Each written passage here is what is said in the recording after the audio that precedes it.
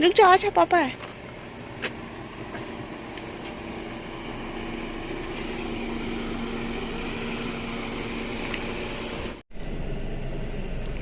अस्सलाम वालेकुम, hi everyone.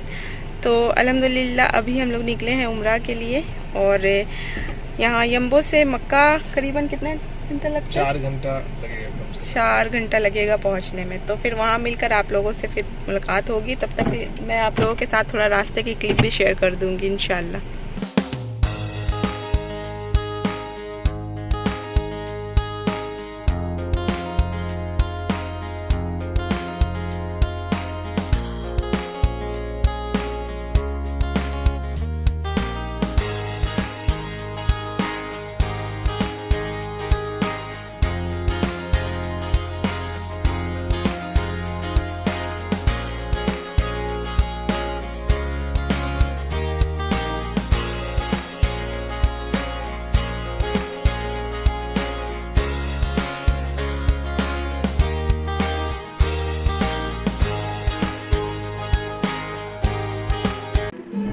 तो मक्का हम इंटर कर चुके हैं और अब हम जा रहे हैं आयशा मस्जिद, क्योंकि एहराम पहनकर जाने वालों को गाड़ी लेकर और अंदर जाना अलाउ नहीं है। तो यहाँ पे ही हमें अपनी कार को पार्क करना है और यहाँ से हम टैक्सी लेकर जाएंगे काबा की तरफ। तो यहाँ पे हमने पार्क लगा दी और ज़्यादातर लोग यहाँ पर जो मक्का से के बाहर से आते हैं वह यहीं पर ही पार्क लगा देते हैं। तो नॉर्मल अगर आप बिना एहराम के जाएंगे तो आप सिटी के अंदर जा सकते हैं, लेकिन एहराम पहनकर आपको अलाउ नहीं है, आपको यहाँ आयशा मस्जिद पे ही रुकना होगा। तो अभी हम आ चुके हैं और यहाँ से अब हम जा रहे हैं होटल, क्योंकि हमारा जो स्लॉट है वो है फजर का। तो अभी तो टाइम है उसके लिए, तो अभी हम होटल जा रहे हैं। उसके बाद हम फजर के वक्त आएंगे उम्रा के लिए।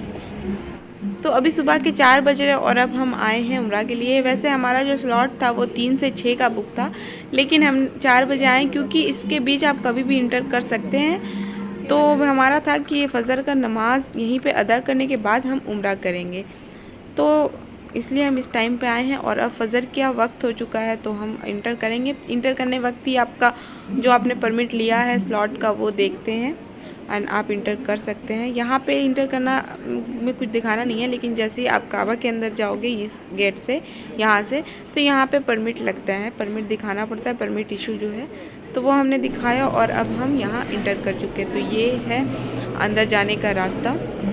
तो ये जो वीडियो है ये मेरे हस्बैंड ही रिकॉर्ड करे, क्योंकि मैं फ़र्स्ट टाइम देख रही हूँ काबा को, तो मैंने रिकॉर्ड ही नहीं किया। मैंने सोचा कि नहीं, मुझे देखना ही नहीं है, मैंने बस नीचे अपना फेस कर लिया, क्योंकि मुझे एकदम बिल्कुल सामने से जाकर आँख खोलकर देखना था। बिल्कुल ऐसा होता ना कि एकदम आप फर्स्टली जो देखो, मुझे वो रिएक्शन लेना था। तो मैंने कहा कि आप रिकॉर्ड करो, तो मैं नीचे ही अपने फेस को करके चल रही थी, मुझे बिल्कुल लाइव एकदम आँख से देखना था। तो पहली बार काबा देखने के बाद आपने जो दुआ मांगना रहता है वो बहुत जल्दी कबूल होती है। तो मुझे था कि मैं बस ऐसे ही आँख बंद करके जाऊँ और फर्स्ट टाइम खोलूँ। तो यहाँ पे देख के मेरा ये फर्स्ट रिएक्शन था। और यहाँ पे हमने नमाज अदा की पहले फजर की।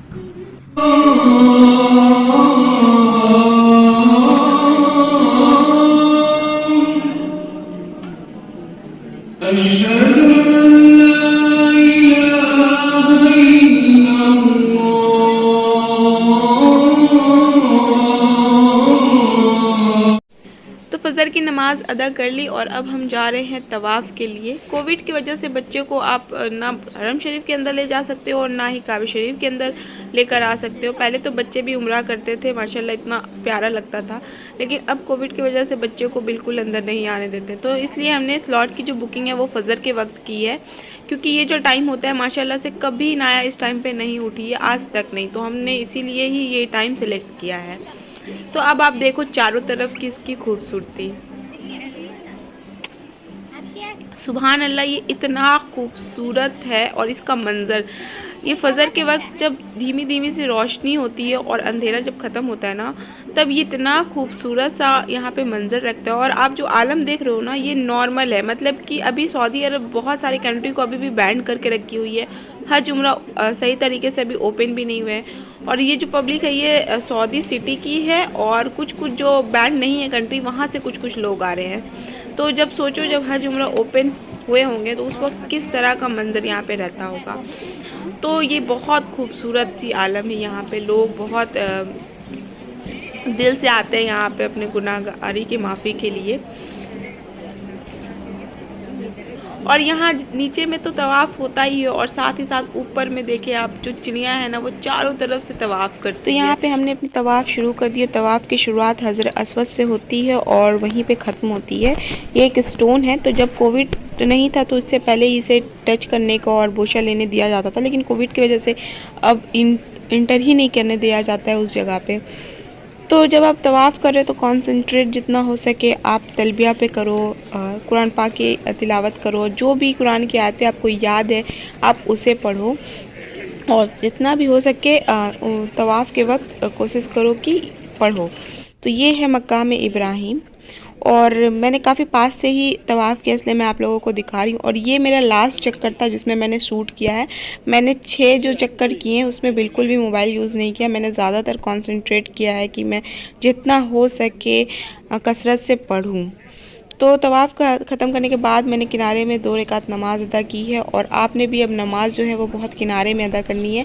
अगर आप कहीं बीच में करोगे तो लोग जो तवाफ़ करें उनको काफ़ी परेशानी होगी, और परेशानी देख के उम्रा करना ये सही नहीं होता है। आप बस बहुत नेक हो बनकर, आपने किसी को परेशानी ना देखकर आपने उम्रा करना है। तो देखिए अल्लाह के बारगाह में कितने लोग आते हैं, और यहाँ पे ऐसा नहीं है कि आप काले हो, गोरे हो, आप गरीब हो, आप अमीर हो।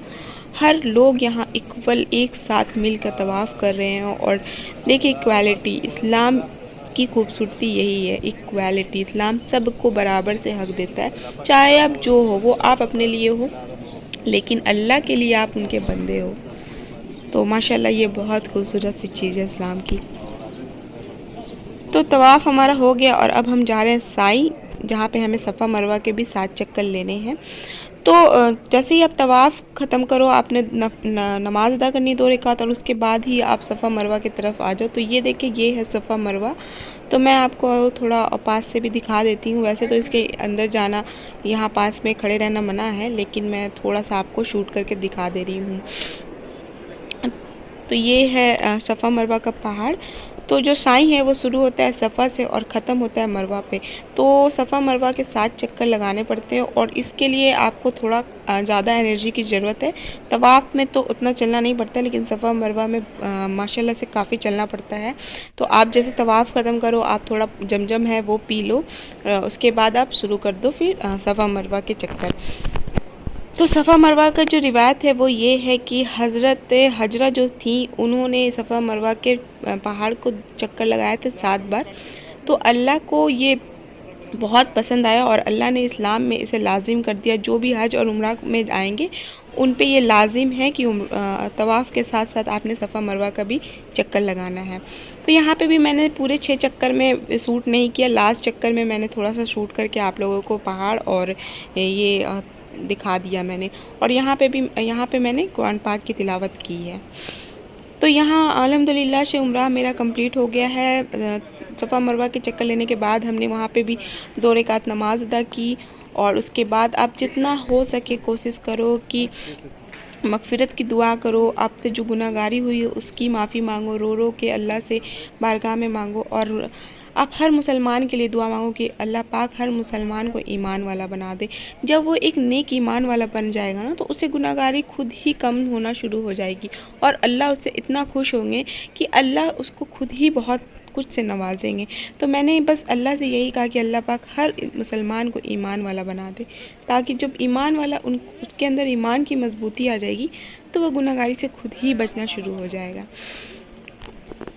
तो यहाँ जो है वो मेरा कंप्लीट हो गया है, और ये है क्लॉक टावर जो कि बहुत खूबसूरत है। सुबह के वक्त तो इतना प्यारा लगता है कि मतलब क्या बोलूँ, बहुत ही प्यारा। यहाँ कबूतर माशाल्लाह बहुत हैं। तो अब हम जा रहे हैं होटल, और यहाँ हम मैकडी से ही अपना नाश्ता ले रहे हैं, क्योंकि हमें नाश्ता करना है। तो सबसे पहले तो हमें गुस्ल करना है, उसके बाद तकशीर करनी है। बहुत लोग तो क्लीन शेव भी करते हैं, लेकिन क्लीन शेव मेरे हस्बैंड ने पहली बार जब उम्रा थे वो कर लिया था। तो अब तकसीर मतलब छोटे छोटे थोड़ी सी बाल काटनी है, वो लेडीज़ भी काटती हैं और जेंट्स भी।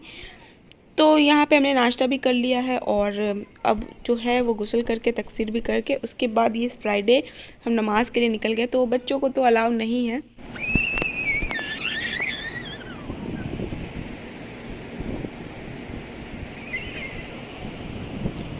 ये बच्चों के लिए ही सेफ्टी है, क्योंकि बच्चों को जो है वो वैक्सीन नहीं लगी है, तो ये इनके सेफ्टी के लिए ये रूल है, अंदर जाना मना है इन लोगों को, क्योंकि ये एक तरह से सिक्योर है बच्चों के लिए।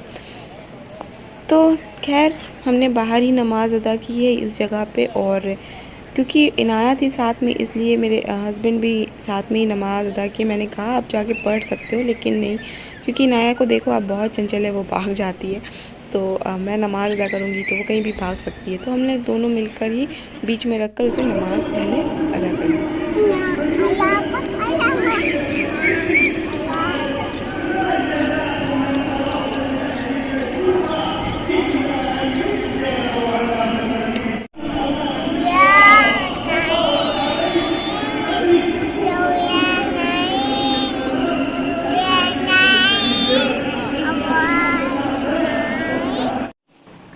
तो अल्हम्दुलिल्लाह हमने जुमे की नमाज़ अदा कर ली और अब हम आए हैं फूड कट। तो हम यहाँ पे अपना लंच कंप्लीट करेंगे और उसके बाद हमें निकलना है। तो खाने के मामले में मदीना मुझे ज़्यादा अच्छा लगा। वहाँ पे रेस्टोरेंट जो है वो इंडियन पाकिस्तानी रेस्टोरेंट बहुत है और उनका खाना भी काफ़ी टेस्टी रहता है। मक्का में मुझे खाना जो है वो नॉर्मल लगा मदीना के हिसाब से। तो हमने जो नमाज़ है वो बाहर अदा की थी, इसलिए हम काफ़ी पहले आ गए फूड कट, लेकिन जो लोग अंदर नमाज़ अदा कर रहे थे वो अभी भी निकल रहे हैं, देखें। तो होटल हमने छोड़ दिया और अब हम निकल गए हैं आयशा मस्जिद की तरफ। हमने यहाँ से लिया टैक्सी और जब हम यम्बो से निकले थे उस वक्त भी 4:45 ही बज रहा था, और अब हम मक्का से जब निकल रहे तो यहाँ भी 4:45 बज रहा है।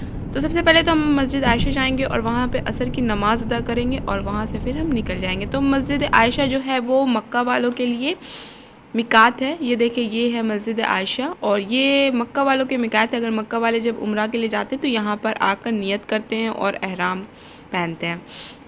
तो ऐसे मक्का से जो बाहर है वो अपनी सिटी से भी नियत करके नमाज अदा करके एहराम पहन कर आ सकते हैं, लेकिन अगर उन्हें ज़्यादा नहीं प्रॉब्लम है तो आप यहाँ उनके लिए भी ये मिकात है। यानी कि ये मिकात है, आप किसी शहर से भी आ रहे तो आप यहाँ पे रुक कर एहराम पहन सकते हो, और मक्का वालों के लिए भी ये है।